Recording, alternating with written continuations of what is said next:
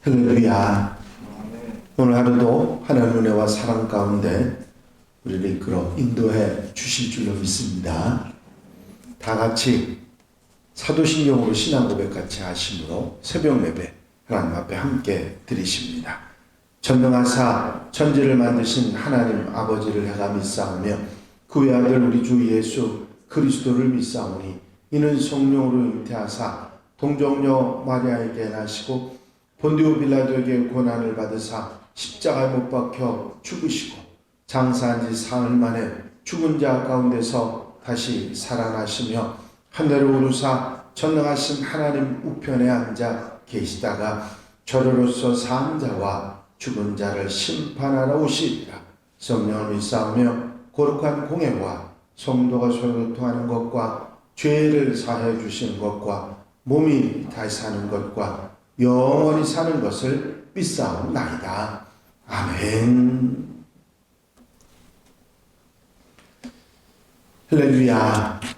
믿음의 고백 함께 하시기 바랍니다. 주의 말씀은 내 발의 등이요 내 길의 빛이니이다. 아멘. 오늘 함께 보실 하나님의 말씀 사사기 16장 23절에서부터 31절 말씀까지입니다. 사사기 16장 23절로 31절 말씀까지 한 절씩 교독하시겠습니다. 블레셋 사람의 방백들이 이르되 우리의 신이 우리의 원수 삼손을 우리에게 넘겨주었다 하고 다 모여 그들의 신 다곤에게 큰 제사를 드리고 즐거워하고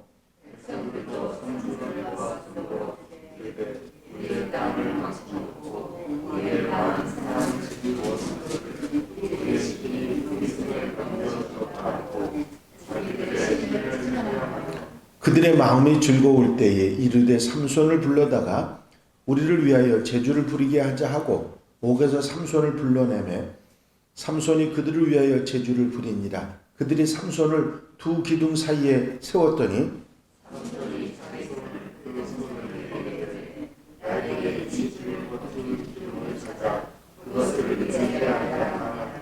그 집에는 남녀가 가득하니 블레셋 모든 방백들도 거기에 있고 지붕에 있는 남녀도 3,000명가량이라. 다 삼손이 제주 부리는 것을 보더라.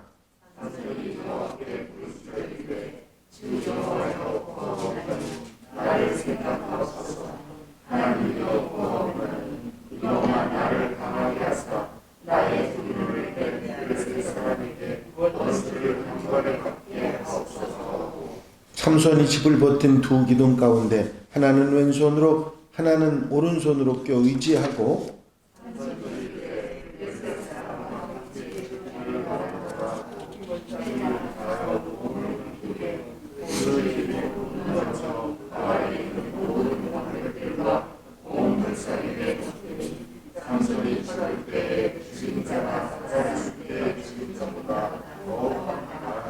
다 같이 읽으십니다.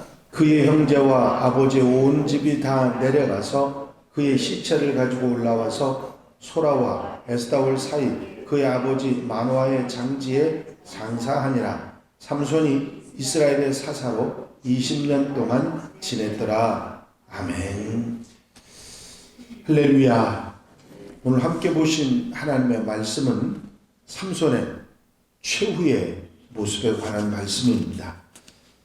먼저 23절 24절에 보면 블레셋 사람들이 삼손이 잡은 일을 두고 자기들의 신인 다곤이 삼손을 자기 손에 넘겨준 것이라고 그렇게 말하면서 그들의 신인 다곤을 찬양하고 다곤에게 제사를 올리는 내용의 이야기가 나옵니다. 하지만 삼손이 그들의 손에 넘어간 것은 삼손이 범죄에 빠지고 미혹에 빠져 그런 것이지 그들의 신 다곤 때문이 아닌 것을 우리가 잘 알고 있습니다. 이제 하나님께서 범죄한 자들이 형벌을 받거나 그 대가를 받는 것에 대해서 용납하시는 것을 우리가 이 사실을 통해서 알 수가 있고, 더더욱이 이렇게 되는 것이 어떤 다른 신에 의한 일이 아니라고 하는 사실을 분명하게 밝혀주고 있습니다. 성경은 우리가 이러한 일, 억울하게 힘들고 다른 대적에게 당하는 일이 때로 있다 할지라도 우리가 하나님 뜻 안에만 있다고 하면 오히려 그 일을 통해서 우리의 손에 대적들을 붙여주시는 그런 이야기들이 나와 있습니다. 성경은 에스더서에 나오는 모르드게와 하만의 이야기를 통해서 이런 사건들을 더 보여주죠. 사실 우리가 그런 경우들을 성경에서 많이 찾아보기는 하지만 직접 대적들에게 어려움을 당하고 힘든 일을 당하게 되면 그때 당시에는 하나님이 살아계시지 않은가 하면서 답답해하는 마음을 가질 수밖에 없습니다. 그러나 그럴 때일수록 우리의 믿음을 굳게 하고 하나님께서 결국은 우리의 대적의 손에 우리를 그대로 두시는 것이 아니라 우리의 손에 대적들을 붙이실 날이 있다고 하는 사실을 믿고 기다릴 줄 알아야 할 것입니다. 믿음의 용사 다윗이 사울 왕으로부터 끊임없이 박해를 받고 도망을 다니고 힘든 그런 상황이 됐지만 사울은 절대로 다윗을 죽일 수가 없었습니다. 오히려 다윗이 사울을 죽일 수 있는 기회가 있었죠. 하지만 다윗은 사울을 살려줍니다. 하나님께서 친히 심판하실 것이라는 사실을 믿었기 때문이죠. 우리가 당하는 정말 힘든 일, 어려운 일을 겪게 되면 낙심하거나 또는 낙담하는 경우들이 있는 것이 사실입니다. 하지만 그럴 때일수록 하나님께서 해결해 주신다는 믿음을 가지고 나의 믿음을 돌아보고 하나님과 나와의 관계를 돌아보는 일이 먼저라고 하는 사실을 잊지 말아야 될 것입니다. 삼손이 이런 어려움, 참 비참한 상황이 되게 된 것은 그가 범죄하고 미혹에 넘어갔기 때문이라는 사실을 우리는 잊지 말고 범죄하거나 미혹에 넘어가는 일이 있어서는 안 되겠다 하는 사실을 분명히 깨달아야 될 것입니다. 이어지는 내용의 이야기에는 블레셋 사람들이 그들의 신전인 다곤 신전에서 삼손을 포로로 붙잡은 것을 자축하기 위해서 다곤 신에게 제사를 드리고 삼손을 희롱을 합니다. 결국 그 일로 오히려 더 엄청난 참사를 당한 사실에 대해서 말씀하고 있는 내용이지요. 삼손의 최후에 관한 이야기 가운데 가장 우리 마음을, 우리 가슴을 뭉클하게 하는 그런 이야기 내용입니다. 막 많은 사람들이 모여서 눈을 뺀 삼손을 데려다가 희롱하면서 연자맷돌을 돌리고 제주를 부리도록 그렇게 만듭니다. 참 비참하고 참 보기 어려운 그런 상황이었는데 삼손이 그 집을 버틴 두 기둥 앞에 나를 세워달라고 소년에게, 자기를 인도하는 소년에게 이야기하고 두 기둥을 버티고 있는, 그 건물을 버티고 있는 두 기둥 앞에 서서 하나님 앞에 기도를 합니다. 한 번만 힘을 내게 달라고. 그래서 단번에 이 원수를 갚게 해달라고 삼손이 기도를 하고 하나님께서 힘을 주셔서 그 집을, 신전을 무너뜨려서 거기에서 축하하고 제사를 드리고 있던 모든 블레셋 사람들이 한꺼번에 죽어나가는, 살아있을 때 삼손이 죽은 사람보다 이 죽으면서 죽인 사람들이 더 많다고 성경에 기록될 만큼 엄청난 일이 일어납니다. 이 삼손의 기도를 통해서 하나님이 살아계시고 하나님께서 만혈의 여김을 받지 않으신다는 사실을 분명하게 우리는 깨닫게 되는 것입니다.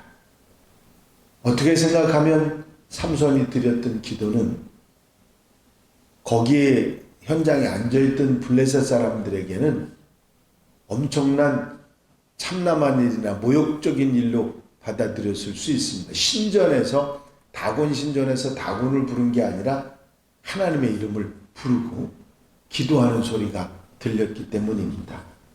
그러나 그 기도를 하나님께서 들으셨고 삼손이 그렇게 자기를 조롱하고 하나님을 조롱하는 모든 이들을 한꺼번에 그 건물을 무너뜨려 죽게 하는 그런 놀라운 역사가 일어나는 것을 봅니다. 이런 일련의 이야기들을 통해서 비록 범죄하고 어리석은 길을 갔던 삼손이지만 그 삼손의 기도를 들어주심으로 하나님 살아계신 하나님이라고 하는 사실을 분명히 보여주고 계신 것입니다. 우리의 삶 속에서 언제나 어디서나 살아계신 하나님을 잊지 말고 의지하며 살아가는 하나님의 백성들이 되어야 될 줄로 믿습니다.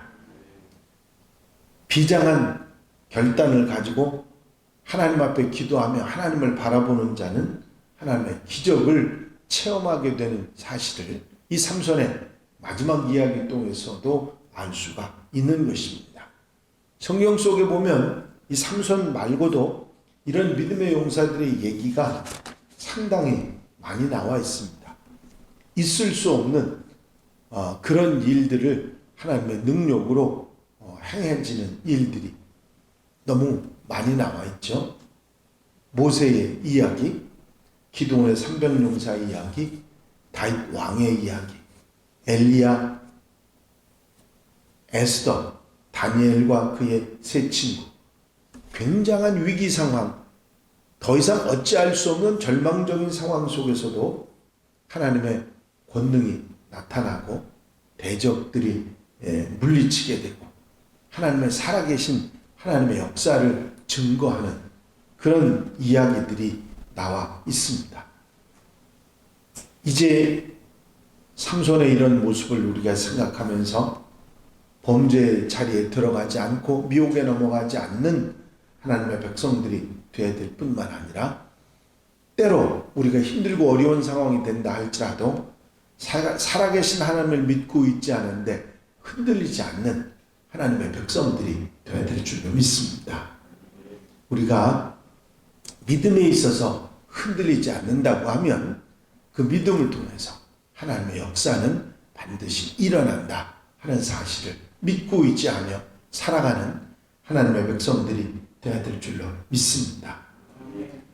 이스라엘의 마지막 사사인 삼손의 이야기가 이렇게 해서 마무리됩니다. 그런데 삼손의 이야기 가운데 우리가 분명히 이 성경의 모든 기록 내용들이 우리에게 말없이 계속해서 던져주는 그런 메시지, 하나님의 말씀이 있습니다. 그게 뭐냐면 하나님은 살아계신다. 하나님은 살아계신다. 그리고 역사 가운데 하나님의 구원 역사를 이루어가고 계신다 하는 사실을 우리에게 말씀해주고 계신 것입니다. 그것은 그때뿐만 아니라 지금도 역시 마찬가지입니다. 제가 처음에 여러분들을 만났을 때 했던 이야기 아마 여러분들은 까맣게 잊어버리셨을 테지만 제가 한 얘기는 그 얘기였습니다. 하나님은 살아계십니다. 그리고 그 하나님이 나를 사랑하십니다. 그 말씀을 드렸던 기억나세요? 너무 오래돼서 5년이 지나서 기억을 못하실지 몰라도 처음 제가 여러분들에게 드린 말씀이 그 말씀이었습니다. 하나님은 살아계십니다. 그 하나님이 나를 사랑하시고 나를 도우십니다. 그래서 힘들고 어렵고 또 마음 상한 일이 있어도 살아계신 하나님을 믿고 의지하고 그리고 하나님과 함께 사는 하나님의 백성들이 되는 것, 그게 얼마나 소중한지 성경에서 우리에게 계속해서 말씀하고 있는 그런 말씀이죠.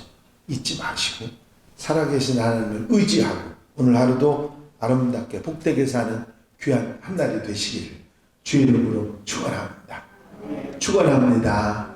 기도드리십니다. 살아계신 하나님을 믿고 있지하며 하나님을 바라보고 소망하며 어리석은 길을 떠나 믿음의 길을 믿음의 길을 가는 하나님의 백성으로 삼아주신 주의 은혜를 감사를 드립니다.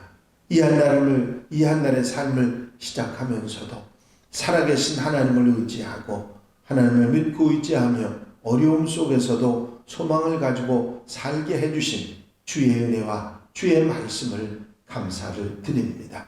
오늘도 책임지라는 말씀 가운데 아버지 아멘 아멘 아멘 아멘 한날의 삶에 힘이 되게 하시고 소망이 되게 하시고 능력이 되게 하여 주시옵소서. 언제나 어디서나 주님 바라보고 있지 하며 이 한날 살아계신 하나님을 체험하며 복되게 아름답게 사는 한날로 삼아 주시옵소서. 사랑하는 성도들 가정 심령마다 곁에 계셔 힘이 되어 주시고 놀라운 은혜와 기도 응답으로 채워 주시옵소서. 허락하여 주실 줄로 믿사옵고 예수 그리스도의 이름으로 기도하옵나이다. 아멘. 주님 가르친 기도 함께 드리십니다. 하늘에 계신 우리 아버지시여 이름이 거룩히 여김을 받으시오며 나라의 마옵시며 뜻이 하늘에서 이루어진 것 같이 땅에서도 이루어지이다. 오늘날 우리에게 일용할 양식을 주옵시고 우리가 우리에게 죄 지은 자를 사하여 준 것 같이 우리 죄를 사하여 주옵시고 우리를 시험에 들지 말게 하옵시며 다만 와 영광이 아버지께 영원히 싸움나이다. 아멘.